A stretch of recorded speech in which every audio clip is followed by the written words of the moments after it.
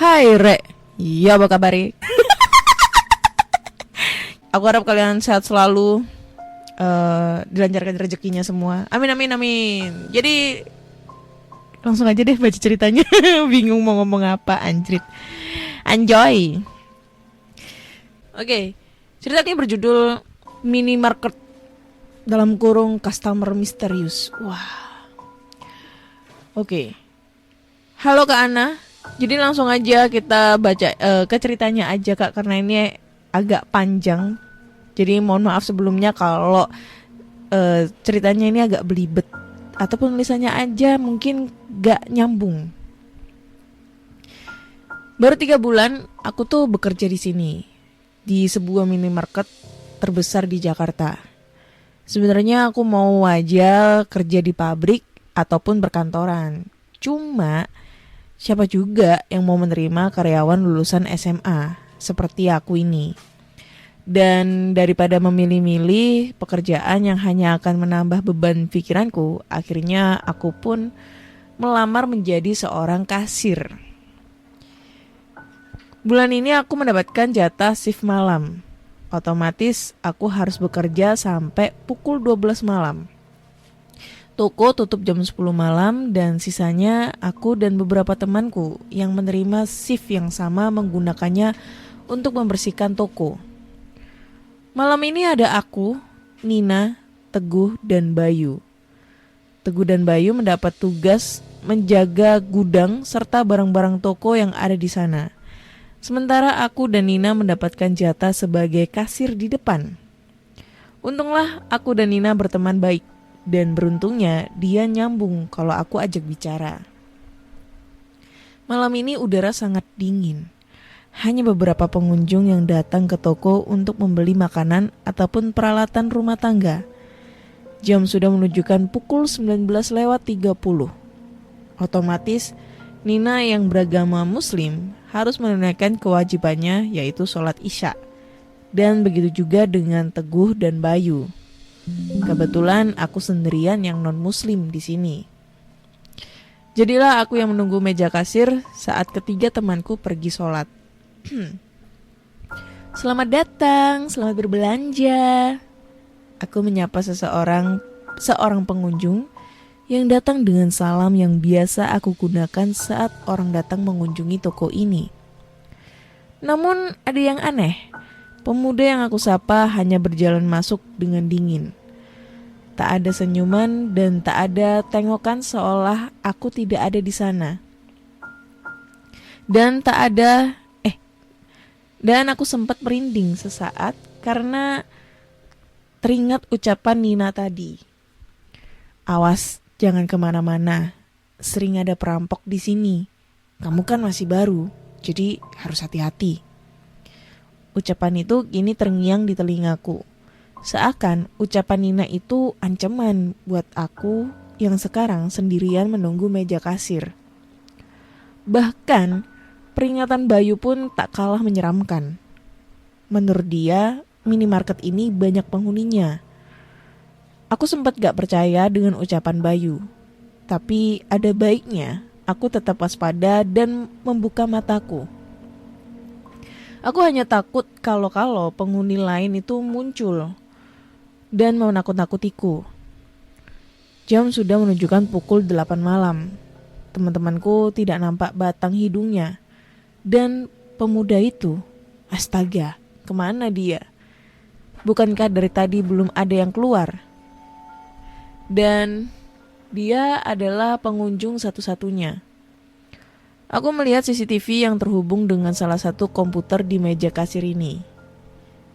Mungkin dia sudah keluar dan tidak jadi beli sesuatu. Tapi, kenapa aku tidak ingat kapan dia keluar? Padahal aku berdiri di sini tidak sampai 1 jam. Aku rasa aku sudah terlalu capek hari ini. Memang shift malam ini adalah shift terpanjang. Dimulai jam 3 sore sampai jam 12 malam. Sesaat kemudian, datanglah seorang wanita berambut panjang memakai daster berwarna putih masuk ke dalam toko. Selamat datang, selamat berbelanja, sapaku. Namun sama, Seperti pengunjung pertama, wanita itu bersikap dingin terhadapku. Dia hanya berjalan melewatiku dan terus masuk ke dalam toko. Lama tak kunjung keluar, aku pun mencoba memeriksanya dari monitor CCTV. Dan aku kembali terkejut saat tahu wanita itu menghilang. Aku mengedarkan pandanganku ke beberapa bagian di monitor untuk mencari wanita itu. Namun nihil. Wanita itu lenyap bak ditelan bumi. Bahkan, aku pun mendongakkan kepalaku untuk melihat seisi ruangan toko. Namun sayang, pandanganku terhalang oleh rak-rak yang berjajar di dalam toko. Karena penasaran, aku pun mencoba mencari dia ke setiap sudut toko. Namun sama, toko ini kosong. Cuma ada aku di sini. Seketika bulu kuduku merinding dan aku segera kembali ke meja kasir. Dengan nafas terengah, aku mencoba mengatur nafasku dan melupakan kejadian barusan. Saat aku tengah mengatur nafasku, aku dikejutkan dengan lampu tengah yang tiba-tiba mati menyala dengan sendirinya. Padahal aku yakin lampu itu baik-baik aja. Dan bukan cuma satu lampu yang mati menyala, tapi beberapa lampu bergantian mati menyala. Aku sedikit was-was kali ini. Aku takut yang dikatakan Bayu itu memang benar.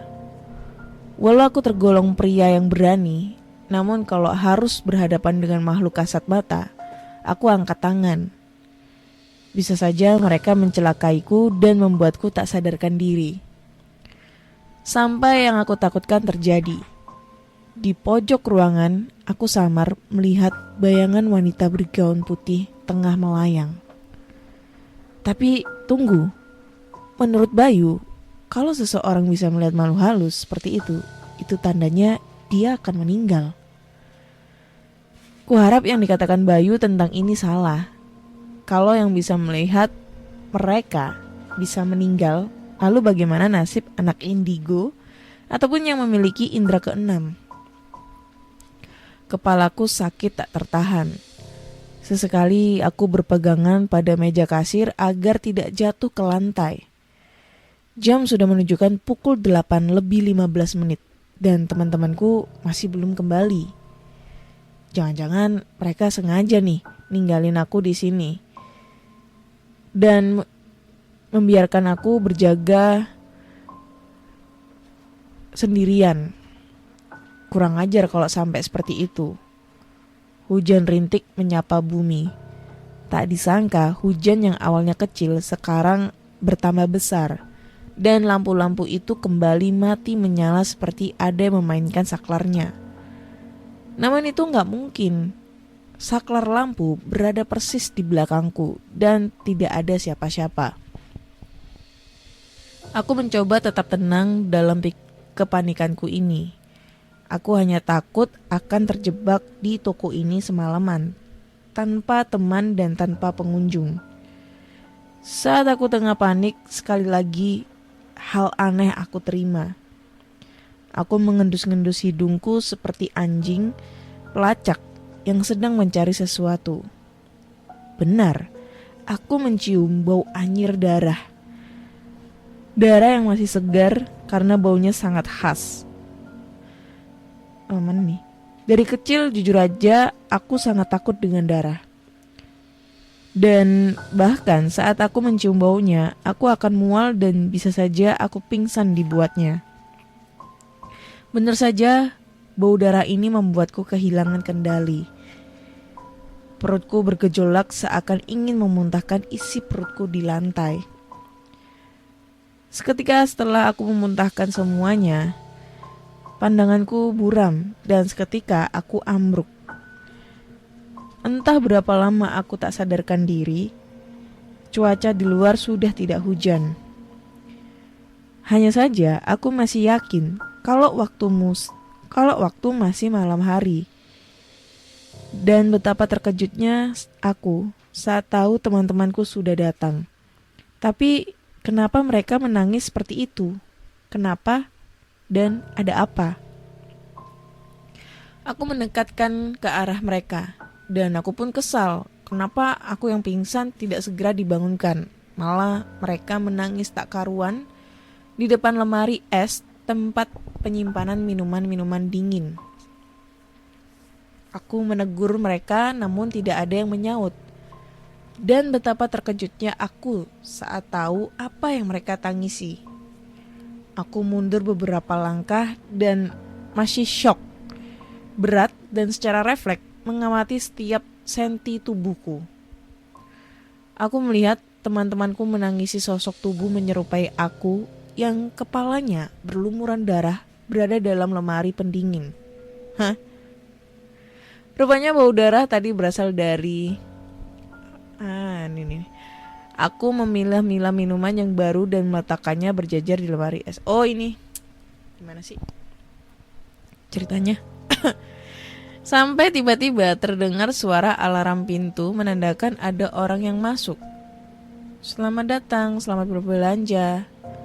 Namun aku tidak sempat melawan salah satu di antara mereka yang berjumlah 3 orang datang menghampiriku dan menikamkan sebuah pisau dapur tepat di ubun-ubunku. Aku berteriak, namun pemuda itu mendekapku dan aku pun lemas dan semuanya kabur. 1930, ini flashback ke belakang ya. Aku melihat seorang pria masuk dan lari tunggang langgang saat melihat tubuhku kaku di lemari pendingin penuh darah. 20.00 aku pun melihat seorang wanita berpakaian daster putih lari terbirit-birit sambil berteriak karena melihat darah mengenai sandal cepleknya. Ternyata ucapan Bayu benar. Siapa yang melihat hantu akan segera menemui ajalnya seperti yang aku alami ini. Mati di tangan perampok karena Goblok, Cuk. Sumpah, ini cerita yang sangat bego gitu ya. Capek gue ngebacainnya. Masa endingnya begini? Dan yang kutakutkan terjadi, aku akan di toko ini semalaman bahkan selamanya. Terus ini ceritanya lu setan gitu, cerita ngetik gitu ke email. Terus lu menceritakan tentang pengalaman lu yang mati, dibunuh, ditikam orang sampai di ubun-ubun blok. Terus lu cerita gitu. Gimana sih? Nih setan gitu yang ngirim emailnya atau gimana nih? Gue bingung. Gak masuk di Nurul, gak masuk Nurul. Aduh, gak masuk Nurul anjir. Anjoy. Gimana nih menurut kalian cerita ini? Tapi kalau gak dibacain tuh sayang ya. Udah masuk gitu loh. Udah panjang nih aku bacainnya. Jancu. Ya itulah, terserah. Ini nih, kalau kalian baca ya, kalau kalian dengerin cerita ini membagongkan. Masa iya si setan ini ngirim cerita ke email? Setannya canggih banget biar bisa kirim email gitu. Mana ini emailnya melalui dari iPhone lagi. Wah, setannya punya iPhone gitu. Bingung. Aduh. Oke, kayaknya cukup sekian dulu di episode kali ini. Saya Ana undur diri dan bye-bye.